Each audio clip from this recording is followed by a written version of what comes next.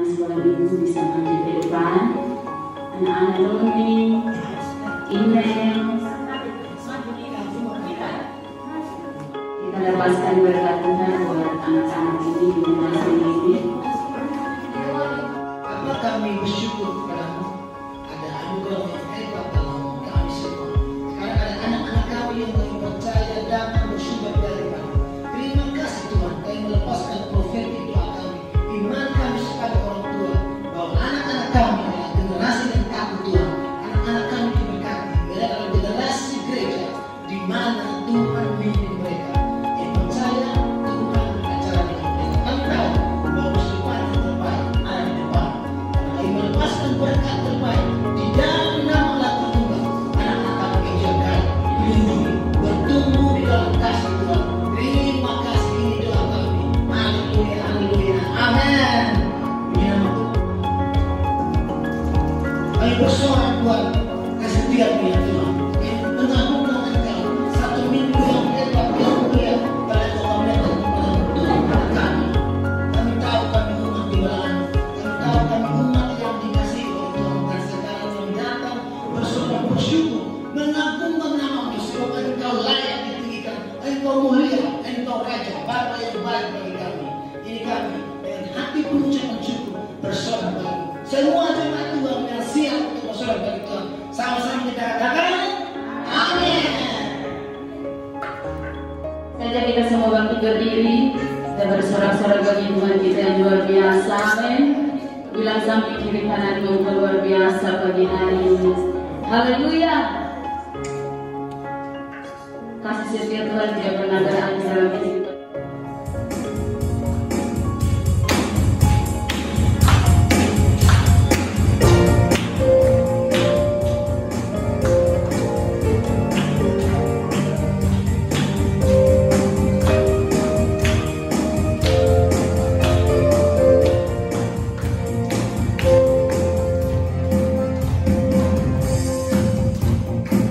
Hari-hari berhari, tak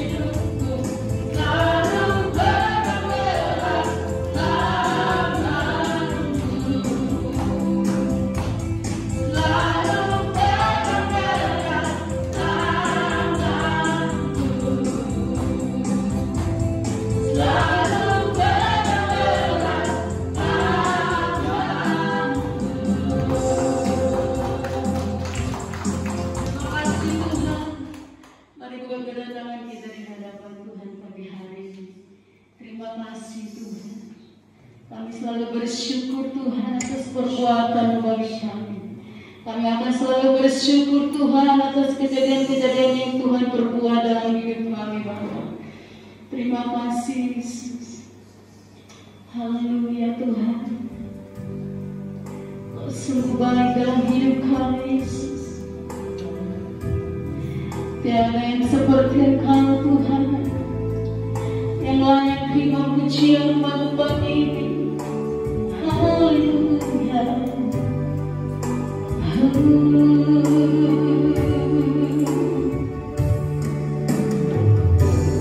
Banyak yang Kau perbuat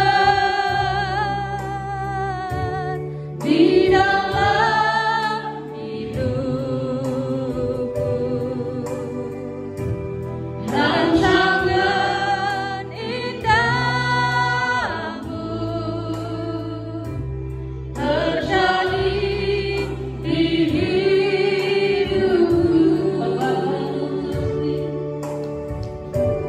Bapa yang mengerti segala yang ku perlu. Kasih-Mu Tuhan, kasih-Mu sempurna, nyata dalam hidupku. Ku bersyukur bangsa, ku bersyukur Tuhan buat kasih setia-Mu di dalam hidupku. Ku bersyukur, ku bersyukur Bapa,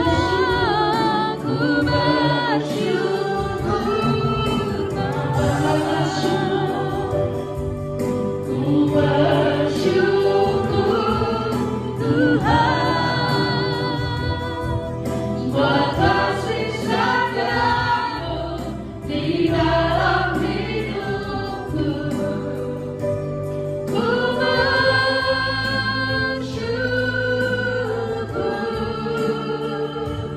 Tuhan.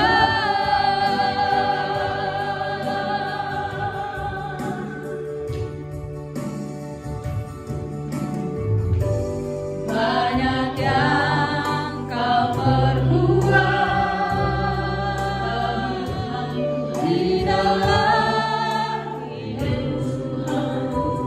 Rancangan indahmu, rancangan indahmu terjadi di hidupku, terjadi di hidupku. Kau yang mengerti, Kau yang mengerti segala yang ku perlu. Kasih-Mu sempurna, kasih-Mu sempurna dalam hidupku, nyata dalam hidupku. Ku bersyukur,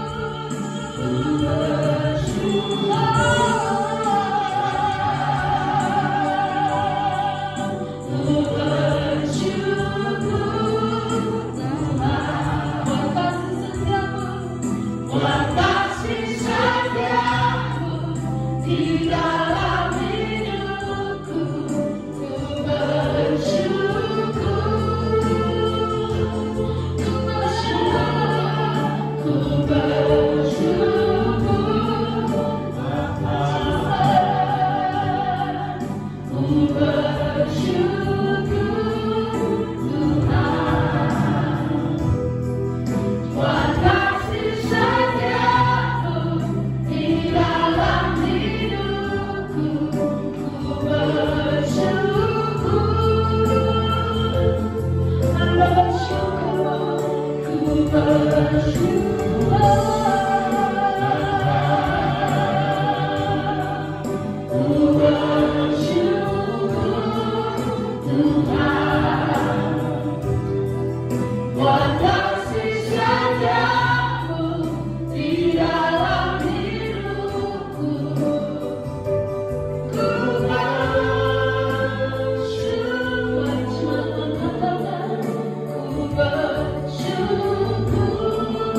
Bersyukur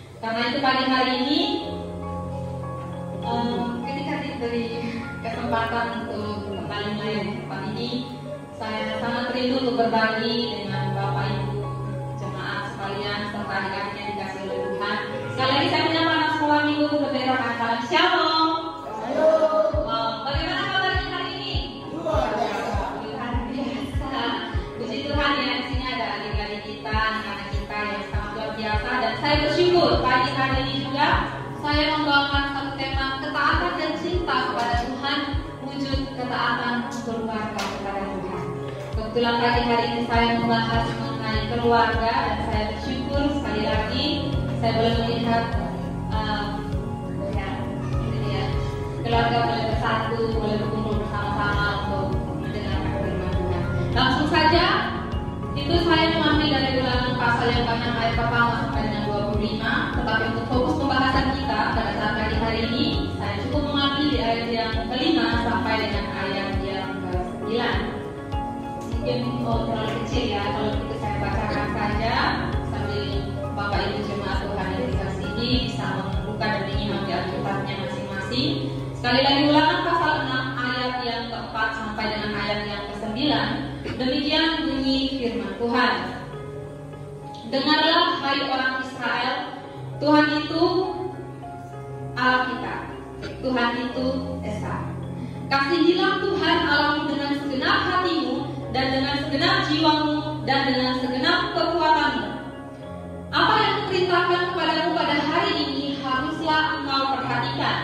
Haruslah engkau mengajarkannya berulang-ulang. Sekali lagi penekanannya, haruslah engkau mengajarkannya berulang-ulang. Kepada siapa? Kepada anak-anakmu dan membicarakannya apabila engkau duduk di rumah, apabila engkau sedang dalam perjalanan,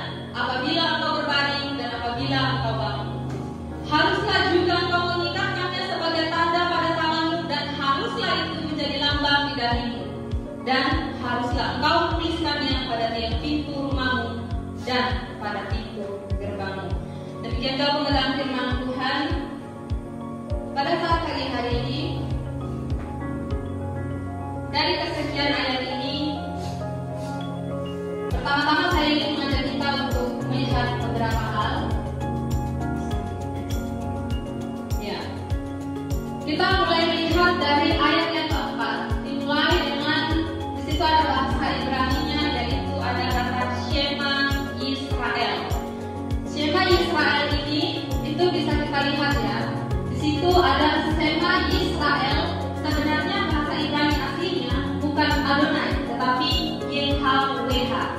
Tapi kalau dalam sebuah nanti di tesnya saya akan jelaskan. Jadi di situ ya pembukaan ayat yang keempat yang kita baca tadi. Shema Israel Adonai Eloheinu Adonai Echad. Next.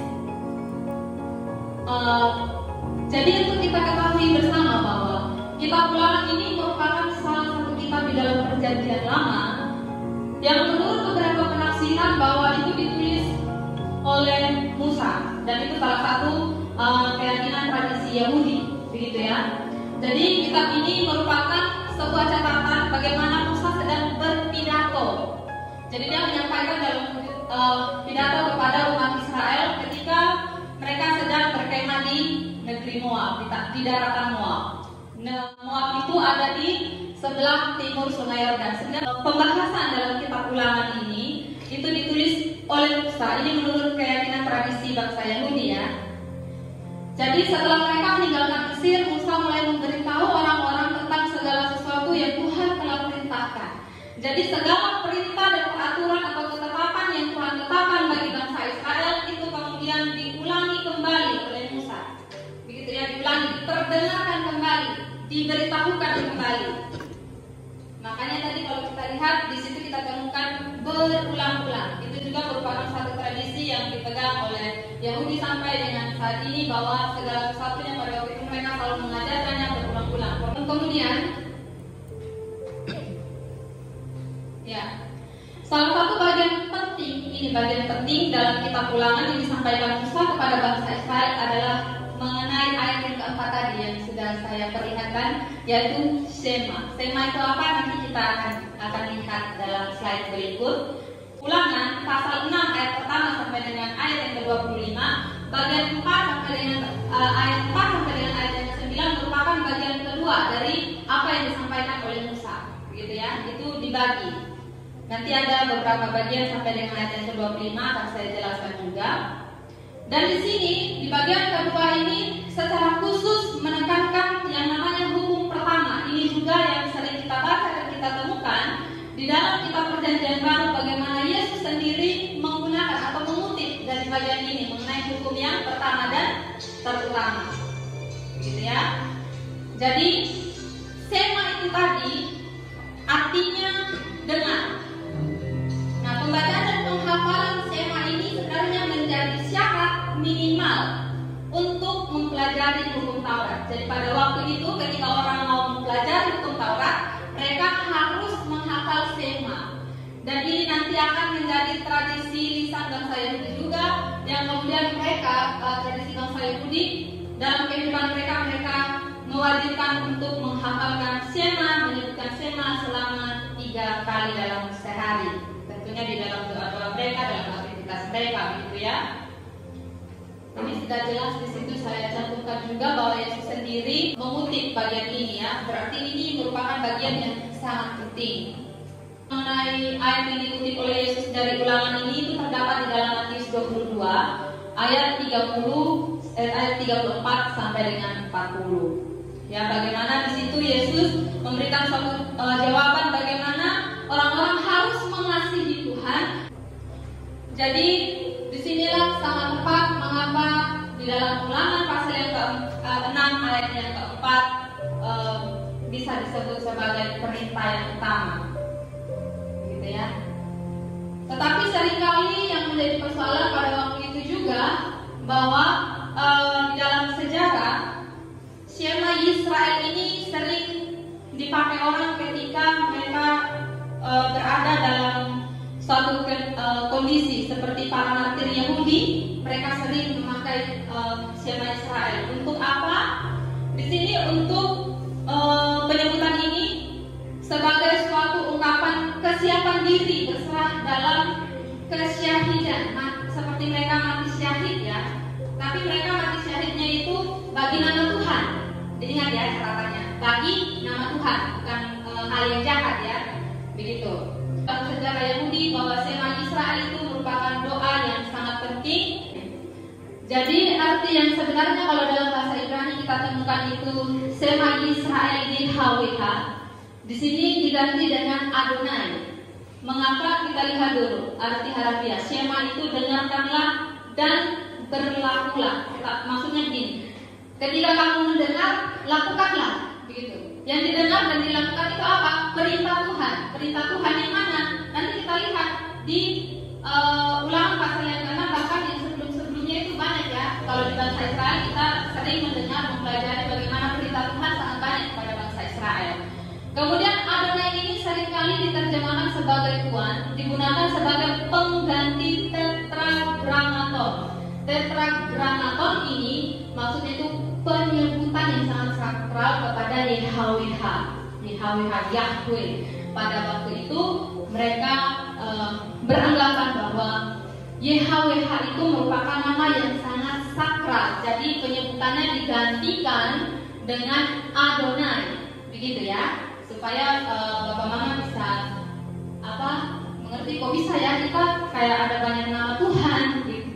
Kalau begitu ya, kok ada Allah, ada Tuhan. Kalau kita baca di Alkitab ada Tuhan huruf besar semua, itu merujuk kepada YHWH. Nah YHWH di sini saya ada coba membuat ya. YHWH itu juga sering kita temukan dalam perjanjian lama Ehye Asher Ehye, yang artinya aku adalah aku, yang akulah aku, merujuk kepada siapa? Kepada Tuhan. Lalu kemudian di dalam Dentro Yesaya untuk mengkhususkan diucapkan oleh YHWH sendiri, Anihu.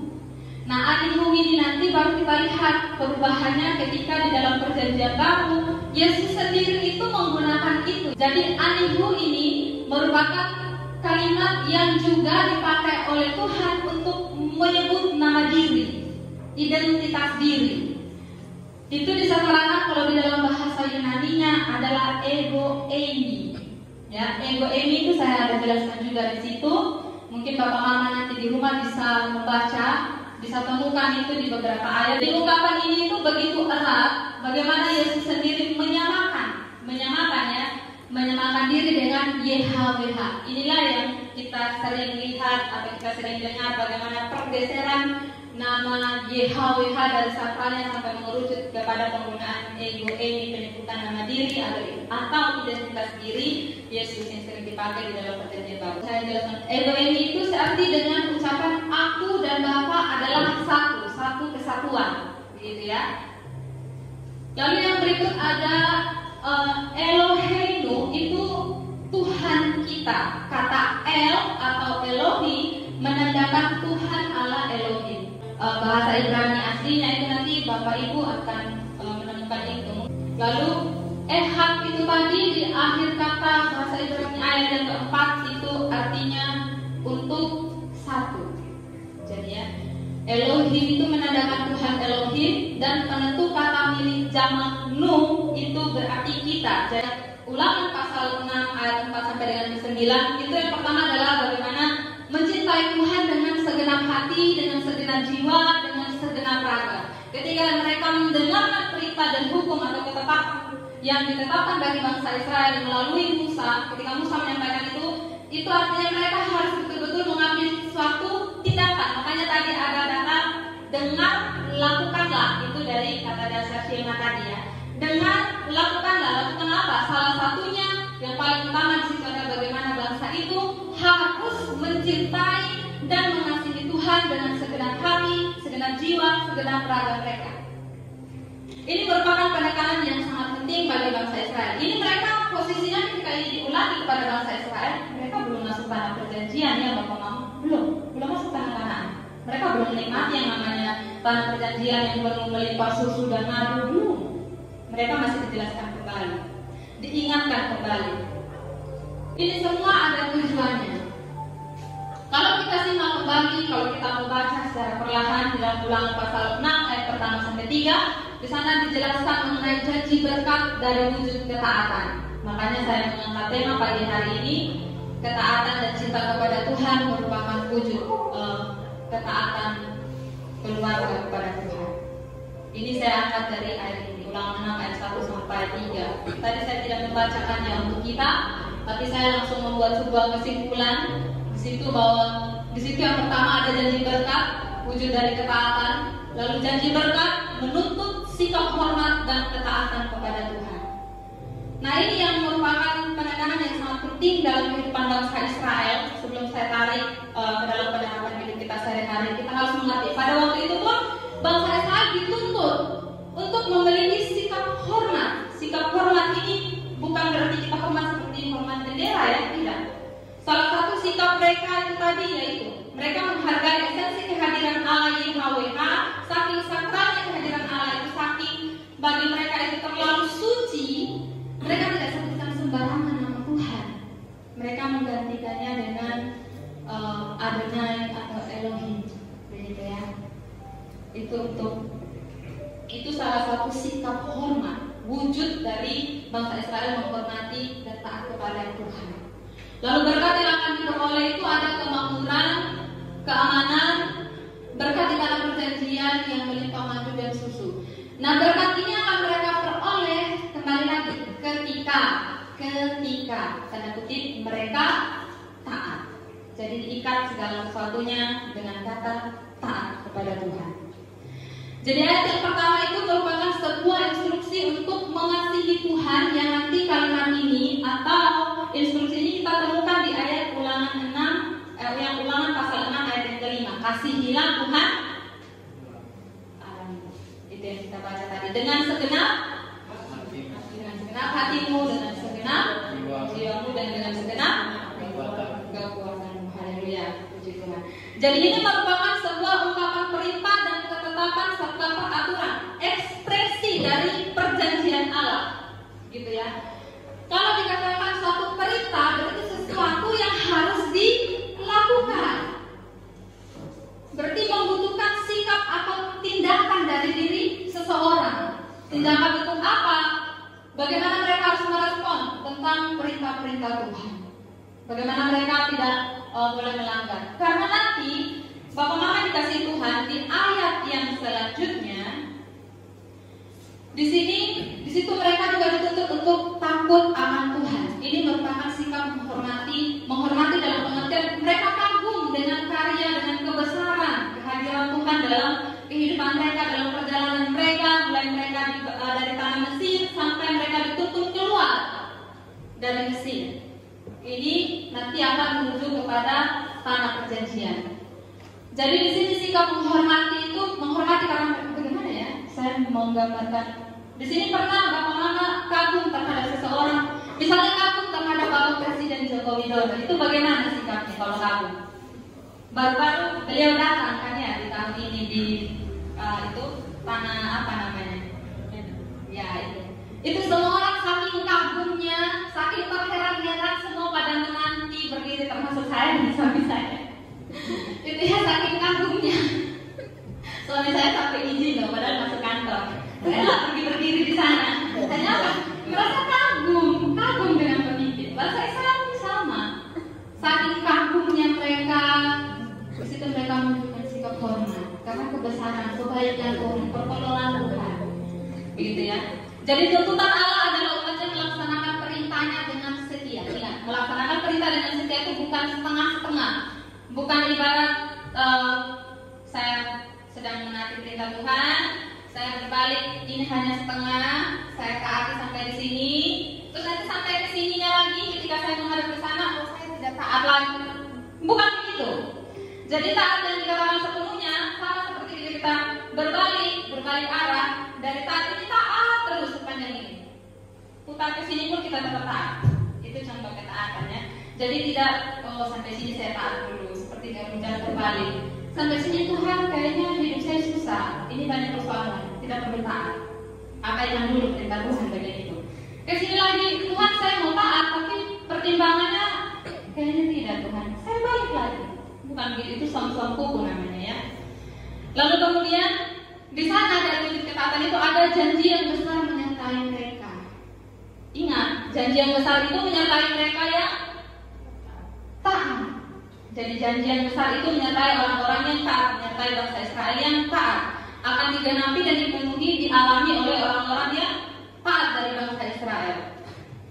Jadi ungkapan susu dan madu yang sering kita temukan di dalam Perjanjian Lama ini merupakan bahasa hiperbola untuk menunjukkan atau melambangkan, mendeskripsikan, menggambarkan bagaimana keadaan dan suasana di tanah perjanjian. Karena wajar ya Bapak Mama yang dikasih Tuhan, adik-adik semua, waktu itu bangsa Israel pada posisi ini belum masuk di tanah perjanjian, mereka belum alami. Jadi harus menggunakan kalimat atau perkataan yang bisa menggambarkan. Salah satunya itu adalah susu dan madu. Mungkin lain kali atau kapan saya tidak tahu, baru kita bisa belajar susu dan madu dalam gambarannya bangsa Israel itu apa sih. Kok penulis harus menggunakan kata susu dan madu begitu ya untuk menggambarkan tanah perjanjian. Nah itu sebenarnya merupakan hal yang sangat penting. Saya sudah temukan, tapi saya berharap itu jadi rahasia dulu supaya saya mendorong Bapak Mama bisa mencari juga dan mau belajar ya.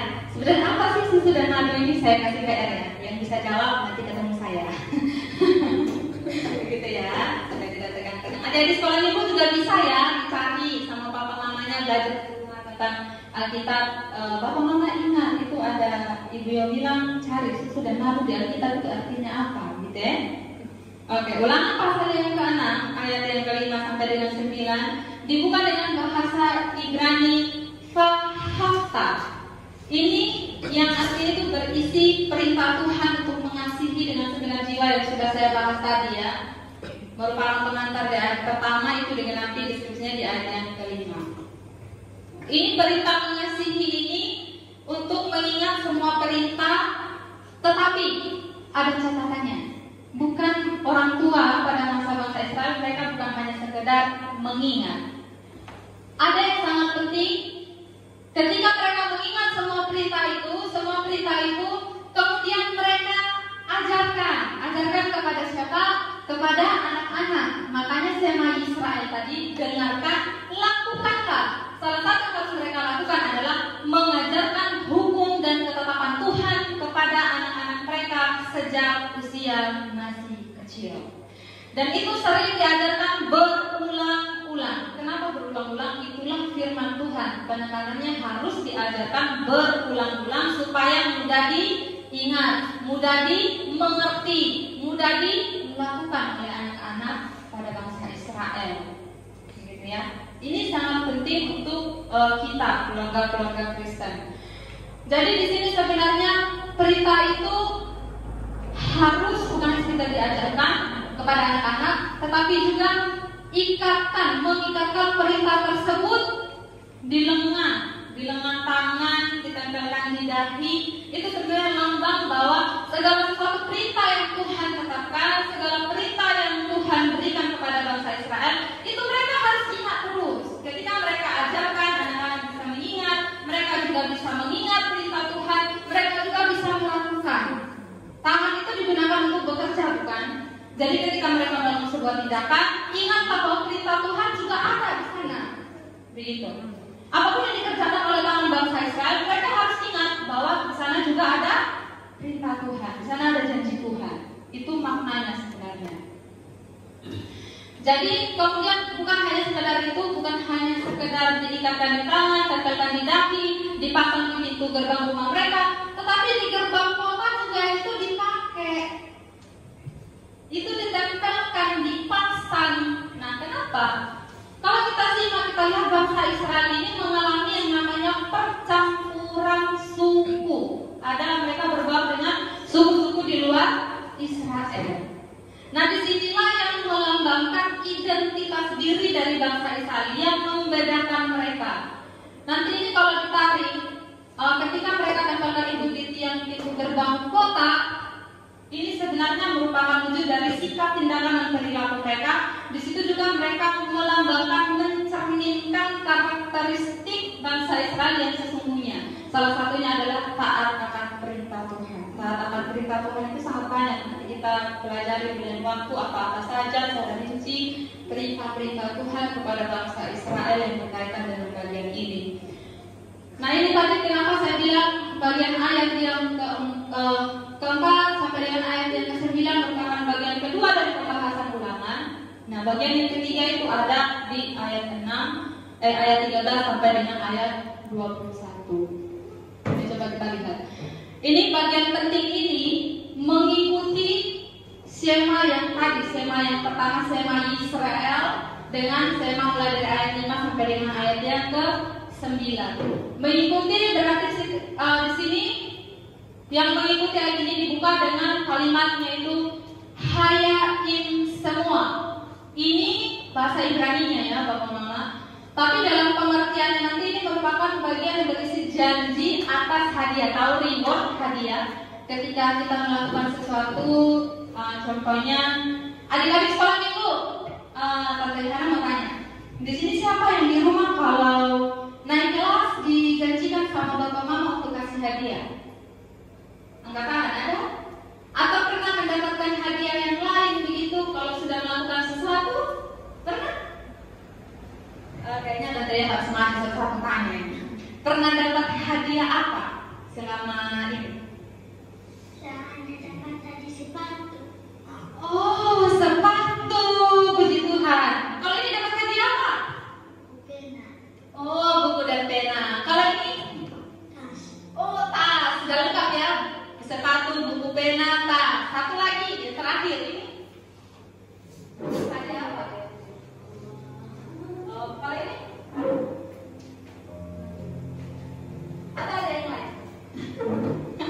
Oke, sebenarnya tidak terlalu tegang. Itu sebenarnya contoh-contoh ketika anak-anak kita melakukan sesuatu, mereka diberikan apa ya, reward, diberikan penghargaan, diberikan hadiah ya, begitu.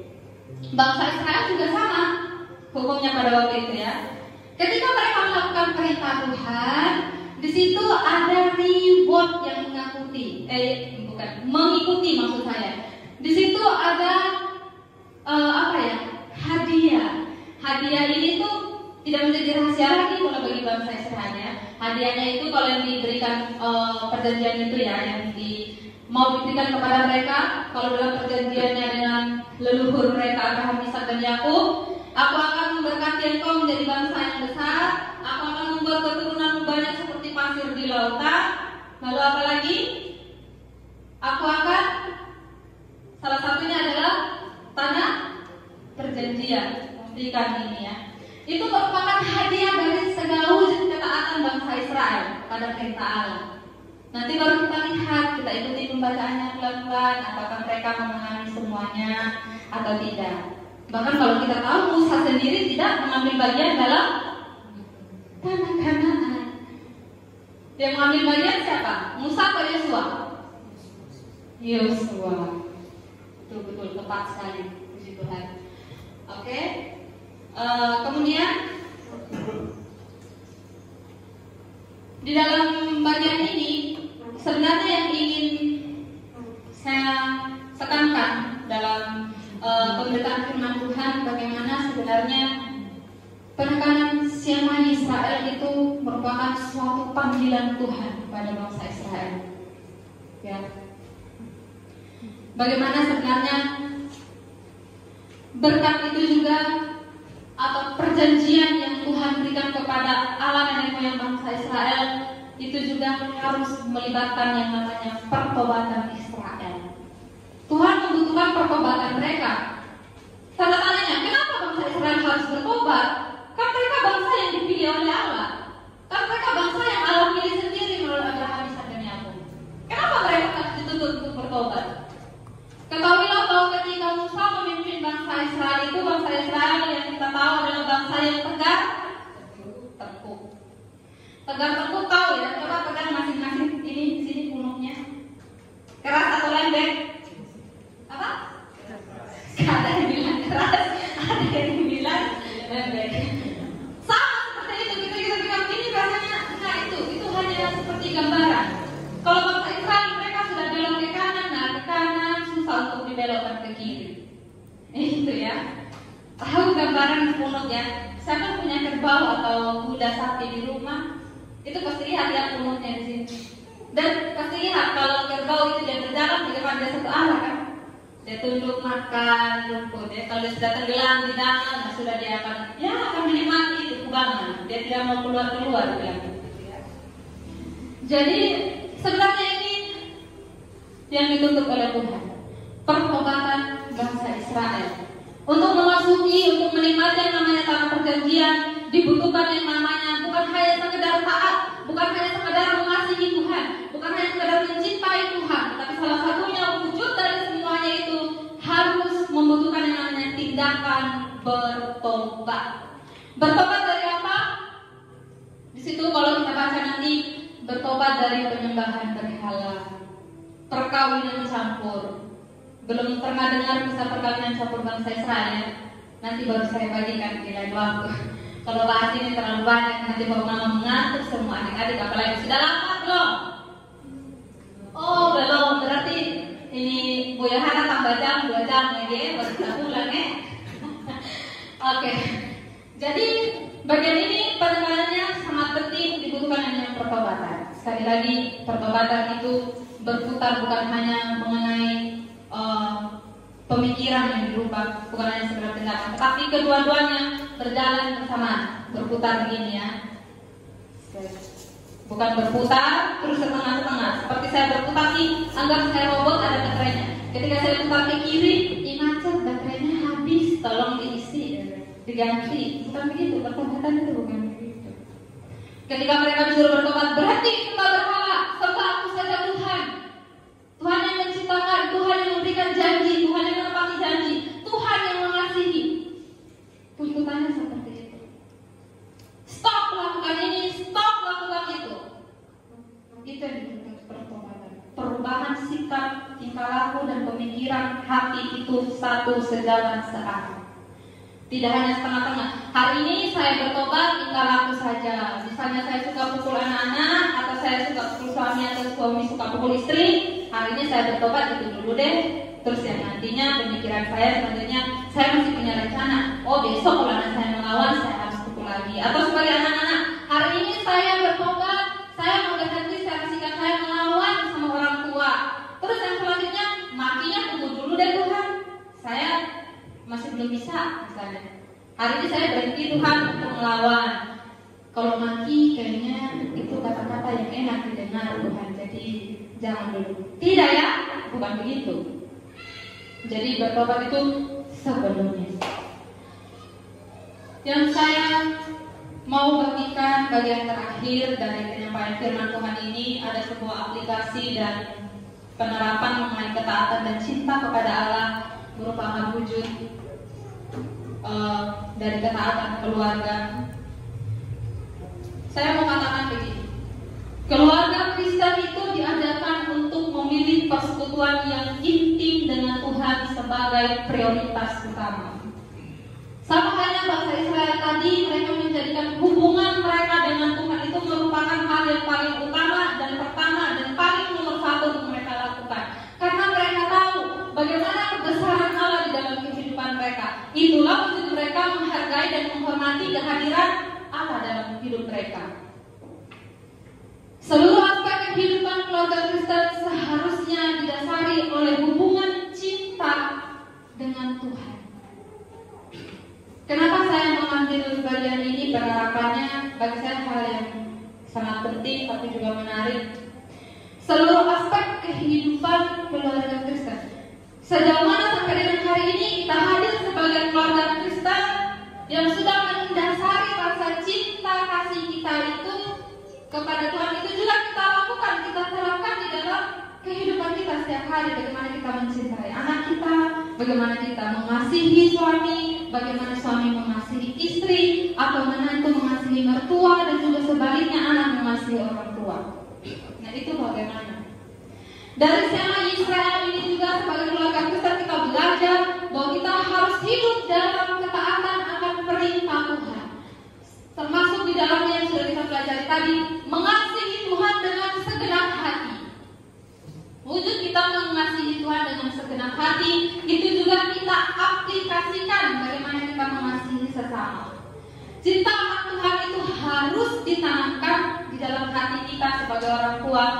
Dan yang paling penting, jangan dilupakan bahwa anak-anak yang Tuhan percayakan di dalam keluarga Kristen yang lahir hari ini atau mungkin yang duduk di gereja saat siang hari ini, itu merupakan suatu tanggung jawab besar orang tua. Tuhan menitipkan, Tuhan memberikan anak itu sebagai anugerah untuk dididik. Jangan segan-segan untuk mendidik anak itu, selagi itu dididik dalam kebenaran firman Tuhan. Ada pepatah mengatakan begini, lebih baik saya didik anak saya menangis sekarang daripada besok dia membuat saya menangis. Kenapa saya kaitkan ini? Saya mau bagikan satu perspektif yang saya bangun. Pembentukan karakter seorang anak itu dimulai dari dalam keluarga. Menjadi apa kita dewasa rohani yang hari ini? Tentunya kita mendapatkan pengalaman yang sangat berharga dari keluarga kita, bukan? Dari orang tua, dari papa mama kita. Seburuk-buruknya keberadaan orang tua dan keluarga, kita tidak pernah bisa memilih untuk menolak bahwa kita hadir dalam keluarga itu. Tentunya Tuhan punya tujuan kenapa kita sebagai anak-anak ada dalam tengah-tengah keluarga. Ya mungkin tidak semua keluarga Kristen, saya yakin percaya tidak semua keluarga Kristen yang mungkin papanya tidak punya perhatian penuh sama anak-anak, atau mungkin terjadi pilitasi, perbedaan, membedakan anak perempuan dan anak laki-laki, atau membedakan antara anak yang pertama dan kedua, ketiga dan seterusnya, membedakan anak menantu pertama dan menantu yang berikut dan seterusnya. Mungkin tidak semua seperti itu. Tapi satu hal yang saya mau tekankan bahwa Tuhan menghendaki bahwa setiap keluarga Kristen juga harus mengambil suatu sikap hidup di dalam ketaatan dan perintah Tuhan. Mengasihi orang yang menyakiti kita itu merupakan hal yang sangat sulit bagi saya. Termasuk misalnya, saya sebagai anak, misalnya ketika saya belum bertobat, mengasihi orang tua saya yang menyakiti saya itu hal yang sangat sulit. Tidak semudah seperti saya ucapkan atau membalikkan telapak tangan. Atau ketika saya menggoreng tahu, menggoreng tempe, saya balik, enak sekali ya, mau dia gosong, mau tidak, yang penting mudah saya balik. Yang namanya mengasihi itu tidak semudah itu. Ada saat-saat tertentu kita tidak mampu untuk mengasihi, tapi itulah perintah Tuhan. Kalau firman Tuhan bilang dalam segala keadaan keberadaan kelemahan kuasa Tuhan menjadi sempurna, termasuk kita lemah dalam hal mengasihi, tapi ketika kita minta Tuhan, minta terus bekerja, Tuhan akan memampukan kita. Gitu ya. Sama halnya kita bilang kembali dengan kisah bangsa Israel tadi. Mereka sudah diikat oleh perintah Tuhan tentunya. Cinta dan ketaatan kepada Tuhan itu harus menjadi identitas diri masing-masing keluarga Kristen. Kita hadir di tempat ini sebagai anggota keluarga Kristen yang tentunya kita sendiri sudah mempunyai identitas diri yang jelas di dalam Tuhan. Amin. Kita adalah anak-anak Kristus. Amin. Kita sudah ditebus dan diselamatkan. Oleh karena itu kita juga harus melambangkan identitas diri kita sebagai anak-anak Tuhan. Salah satunya identitas itu adalah kembali lagi, kasihilah Tuhan Allahmu dan kasihilah sesamamu manusia. Itu juga yang diikuti oleh Tuhan Yesus dalam perjanjian baru. Tuhan tidak pernah meminta kita untuk menjadi pribadi cakap dalam pelayanan, cakap dalam berkhotbah, cakap dalam mengajar, mungkin cakap dalam bermain musik, atau cakap juga dalam memimpin pujian atau hal-hal yang lain. Tuhan tidak pernah meminta dan menuntut umatnya untuk unggul di dalam hal itu. Tapi di dalam bagian pembacaan firman Tuhan hari ini yang sudah kita pelajari bersama-sama, Tuhan minta, Tuhan rindu kita menjadi keluarga Kristen yang memiliki hati yang mampu untuk mengasihi Tuhan dan mengasihi sesama. Bagaimana cara memulainya? Mulainya dari diri kita sendiri dulu. Kalau kita pulang, jangan tuntut orang lain, jangan tuntut mungkin teman dalam komunitas kita bekerja, atau dalam lingkungan seperti tetangga, atau mungkin anak-anak atau suami atau istri kita. Jangan menuntut mereka untuk melakukan itu, tapi mulainya dulu dari diri kita sendiri. Memulai dari dalam diri kita, itu nanti akan menjadi cerminan. Oh ternyata begini wujudnya. Kita tidak bisa bilang Tuhan saya mengasihi engkau, wujudnya mana? Tapi kita tidak mengasihi anggota keluarga kita, sama saja. Bahkan mengasihi diri sendiri juga itu tanda tanya besar. Mari di bagian ini saya mau mengajak kita sekalian untuk menundukkan kepala. Kita merenungkan sejenak dari pembacaan firman Tuhan. Ada beberapa pertanyaan menjadi refleksi kita secara pribadi. Mari kita renungkan itu. Sudahkah kita, atau bertanya kepada dirimu sendiri, sudahkah saya mengasihi Tuhan dengan segenap hati saya? Renungkan pertanyaan ini, tidak harus memberikan jawaban kepada saya. Bahkan saya sendiri pun bertanya dan merenungkan, sudahkah saya mengasihi Tuhan? Atau sudahkah saya mengasihi suami saya? Atau sudahkah saya mengasihi istri saya? Atau sudahkah orang tua mengasihi anak? Atau anak mengasihi orang tua? Yang menjadi pertanyaan dalam diri kita masing-masing. Hal terbaik apakah yang sudah kita wujudkan sebagai wujud yang sudah kita lakukan? Itu merupakan wujud kita mengasihi Tuhan dan mengasihi sesama kita, mengasihi anggota keluarga kita. Berada di dalam posisi yang seperti apakah kita saat ini? Apakah kita betul-betul sudah mengasihi Tuhan? Toh walaupun hati kita bilang, Tuhan saya sudah mengasihi Engkau dengan segenap hati saya, tapi Tuhan saya tahu saya lemah dalam sikap saya.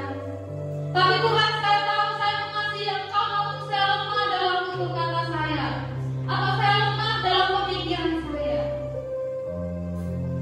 Mari pagi hari ini, Bapak Ibu Jemaat yang dikasihi oleh Tuhan, katakan sejujurnya ungkapan isi hati kepada Tuhan.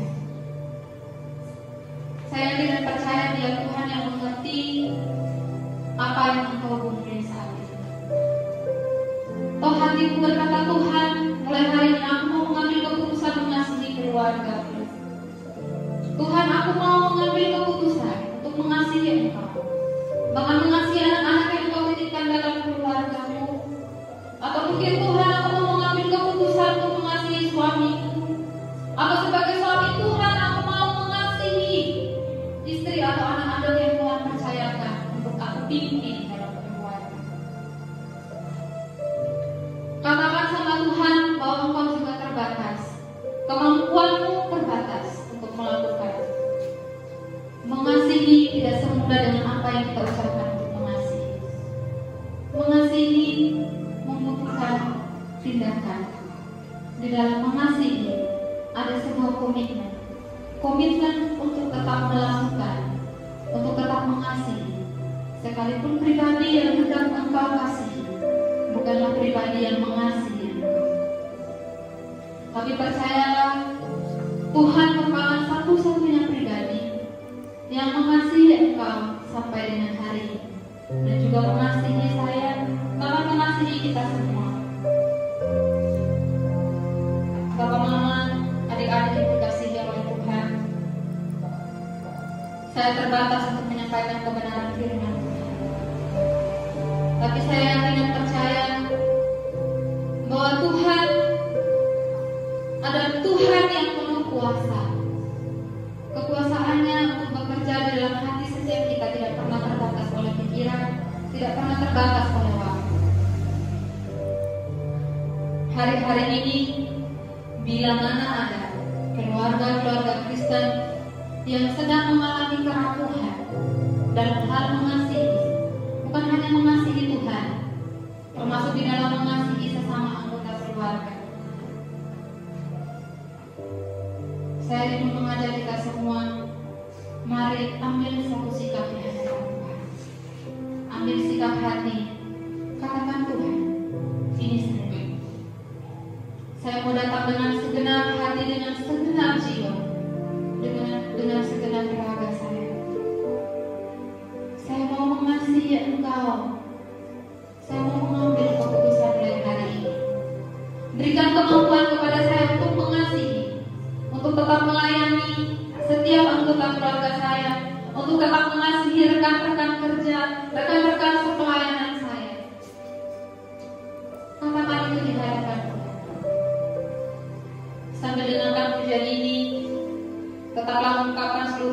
hatimu di hadapan Tuhan. Pemulihan keluarga.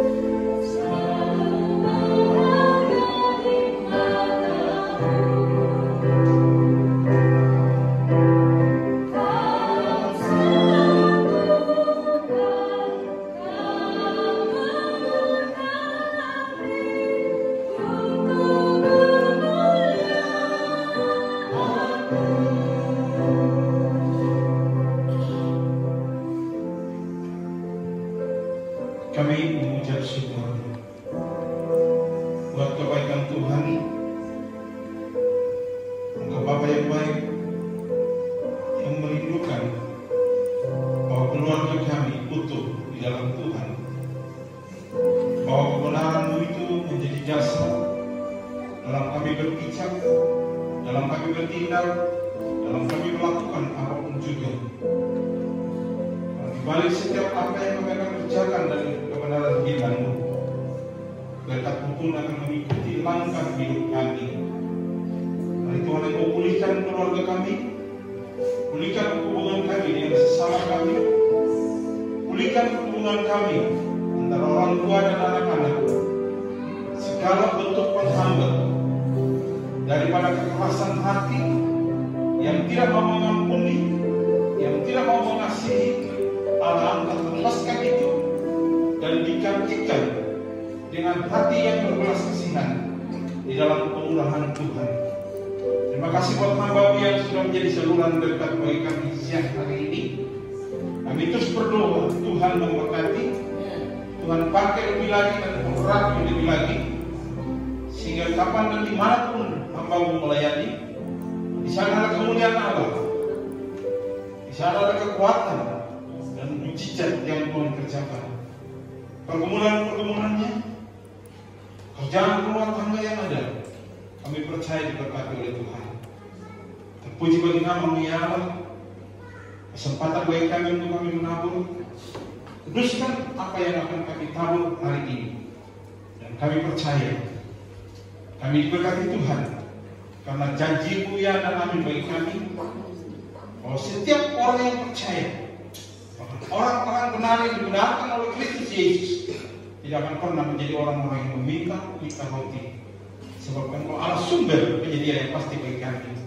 Dalam nama Yesus kami berdoa, bersyukur kepada Allah Bapa di surga. Haleluya, amin. Baik Bapak Ibu Saudara, sambil kita menabur, ada persembahan pujian dari keluarga Kampaikan. Segalanya yang ku miliki, semuanya daripada-Mu yang ku bawa. Persembahan terbaik hanya bagiku.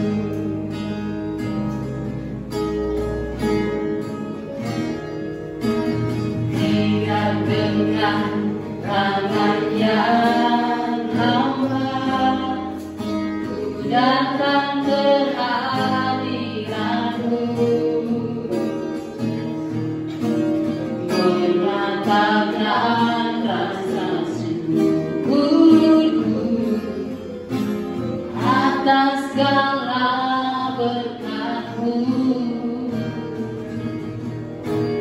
Tidak dengan tangan yang hamba ku berwujud menyembah-Mu,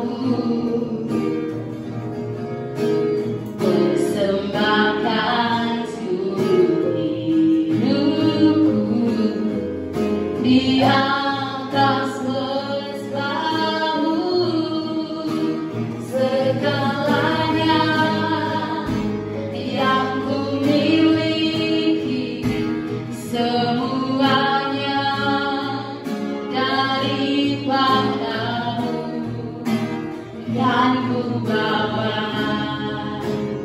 persembahanku yang terbaik hanya bagi-Mu. Segalanya yang ku miliki, semuanya daripada-Mu, kan ku bawa persembahanku yang terbaik hanya bagi-Mu, kan ku bawa persembahanku yang terbaik hanya bagi-Mu. Mari kita berikan kemuliaan bagi nama Tuhan. Semoga semua jemaat Tuhan bagi berdiri bersama. Kita akan akhiri pada kita pada lebar kita bagi berdiri bersama Bapak Ibu Saudara. Mari kita sama-sama berkata harus sadai bersadai.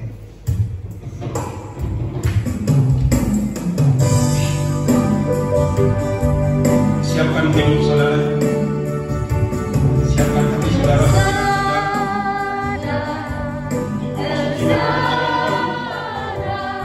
Bersama dengan Allah yang dapat mengatasi segala sesuatu yang saudara dan saya tidak bisa atasi. Sebab Dia adalah Allah yang besar, melampaui segala persoalan yang akan kita hadapi.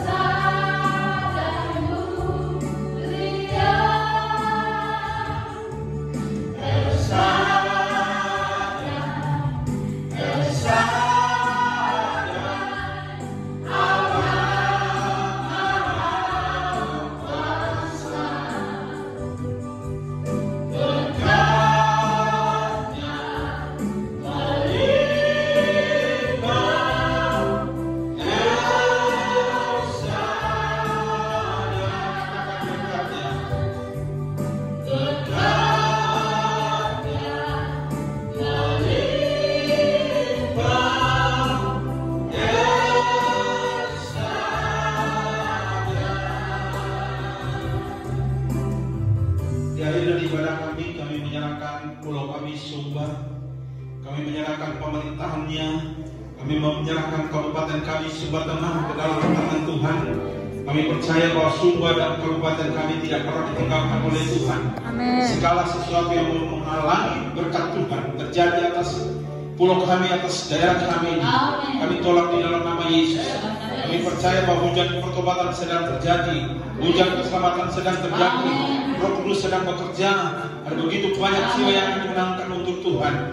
Terima kasih Bapa, kami berdoa menyerahkan setiap gereja-gereja Tuhan yang hari-hari ini sedang beribadah. Tuhan berkati setiap hamba-hamba Tuhan yang menyampaikan kebenaran firman-Mu dalam urapan dan pengurapan daripada Allah, sehingga setiap kebenaran firman-Mu yang disampaikan itu ada dampak, ada kekuatan, ada kuasa yang bekerja di dalamnya. Terima kasih Bapa, di dalam kasih dan kemurahan Tuhan kami berdoa buat pemerintahan kami, kabupaten ini, Kabupaten Sumba Tengah.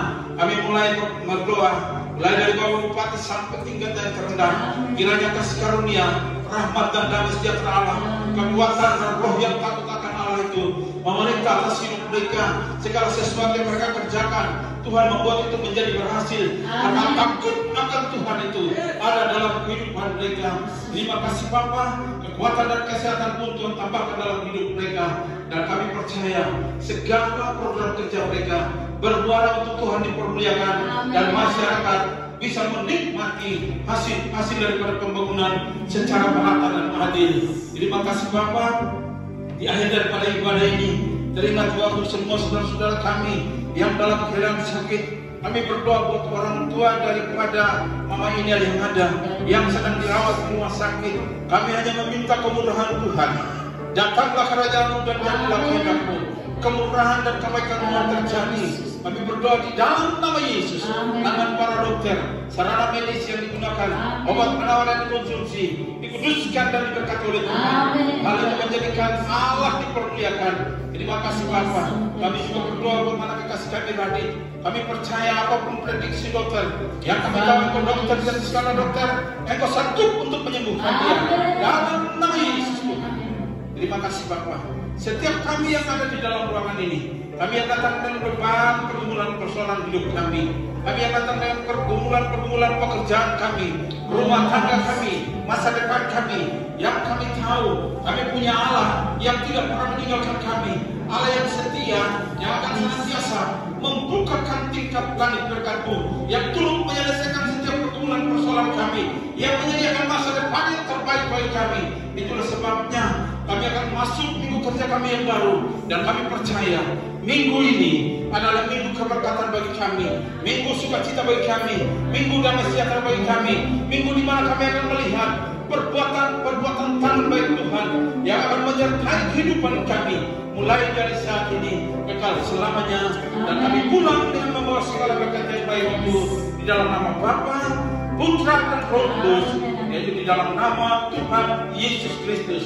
Yang percaya setiap saudara dan saya diberkati Tuhan, sama-sama katakan amin, amin, amin. Shalom, selamat hari Minggu. Tuhan Yesus memberkati Bapak Ibu Saudara.